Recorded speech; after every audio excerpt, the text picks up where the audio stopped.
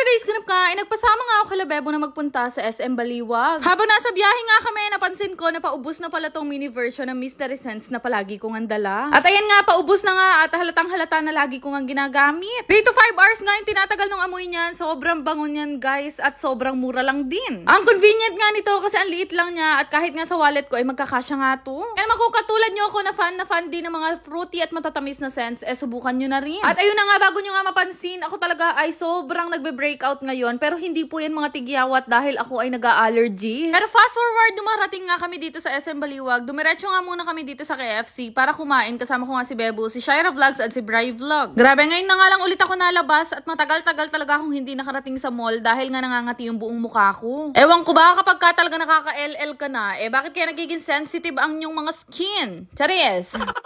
After nga nung pinuntahan namin dito at ginawa namin, nagpabili nga muna ako kay Bebo ng cheese roll dito nga sa Mary Grace. Diyos ko, all-time favorite ko ang cheese roll nila dito at hindi ko yan ipagpapalit sa kahit anong tinapay. Pero dahil medyo pricey nga ang halaga nito, tuwing may sahod lang ako nakakabili. Nakshoot, ha?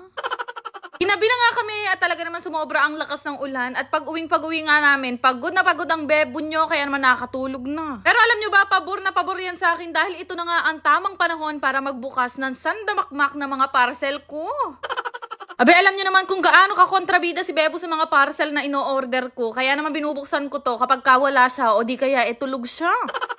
Kaya naman ayan, naipon na talaga ng naipon at ngayon nga lang ako nakakuha ng tamang timing. Unang kahon nga na binubuksan ko, akala ko kahon lang. Diyos ko, pinakalaki nyo na naman kasi lalagyan.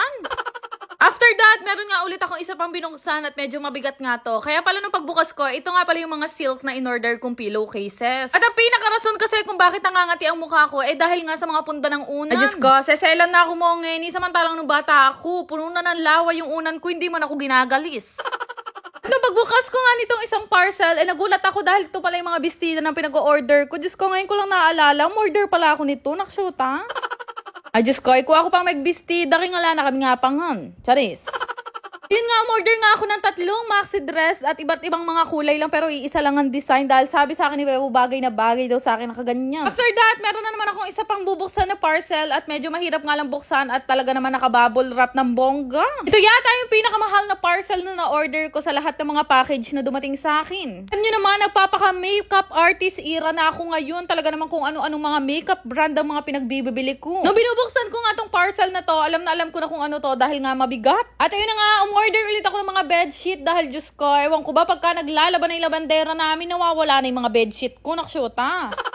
At habang binubuksan ko nga tong parcel na to, akala ko nga na doble yung in-order ko mga bedsheet. Abay, ngayon ko lang ulit naaalala, nagsi-order na naman pala ako ng napakaraming pantulog. Diyos ko, ang tanong nga sa akin ni Bebo, ilang beses daw ba ako matulog sa isang araw? Bakit napakarami ko in-order na pantulog?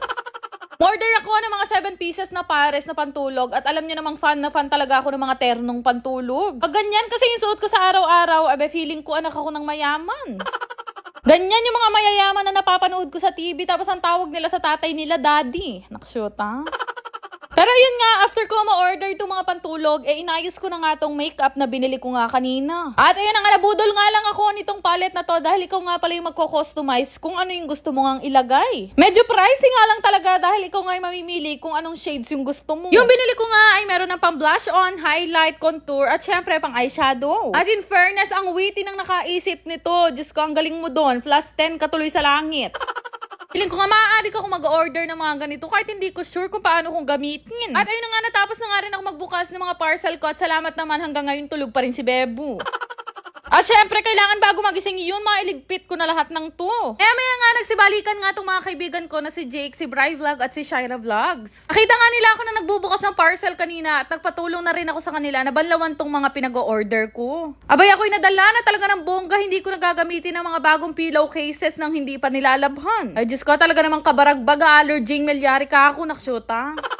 At ayun nga, after nga namin magtulong-tulong doon, nagaya na nga akong kumain. Diyos ko, talaga naman may palaban ka, Kenny. Kasarap ng ulam, paksiw na bangus. Kahapon pa nga namin yan niluto, pero kinakain ko yan kinabukasan pa para manuot talaga yung lasa sa bangus. Diyos ko, ako sobrang hilig ko talaga sa isda, lalong-lalo na kapag ganito yung mga luto. Dalang na lang kasi kung makapag-ulam nito, kaya kapag ganito yung ulam namin, ako Diyos ko, walang pwedeng sumalat sa tiyan ng bangus. Pero huwag kayo mag-alala, kapag kinasal kami ni Bebo, magpapahanda ako ng ganito. Nakshuta. Matanong ko lang sa inyo, nasubukan nyo na ba maglaro at mag-withdraw sa Diamond Game? Uunahan ko na nga kayo, itong laro na to ay para lamang sa mga matatanda at mahigpit na pinagbabawal sa mga bata. At higit sa lahat, ito ay libangan lang. Para mag-register, fill upan nyo lang lahat yan, ilagay yung inyong mobile number at ganun lang kadali meron na nga kayong account dito sa Diamond Game. Dami nga kayong laro na pwede pagpilian dito. May color game, toss coin at iba pa. Itong color game nga pinakamadaling laruin dito dahil mamimili ka lang din naman ng kulay. Para ka nga lang din nasa peryaan, pero ang kaibahan dito sa Diamond Game, hindi mo na kailangan lumabas. Kung gusto nyo rin itong laruin, makikita nyo yung link sa comment section at doon nyo rin makikita yung referral ID. Dali nga lang din mag-cash in at mag-withdraw dito dahil may mga instruction din naman. Pero uulitin ko, itong laro na to ay strictly for adults only. Yan lang naman. Salamat!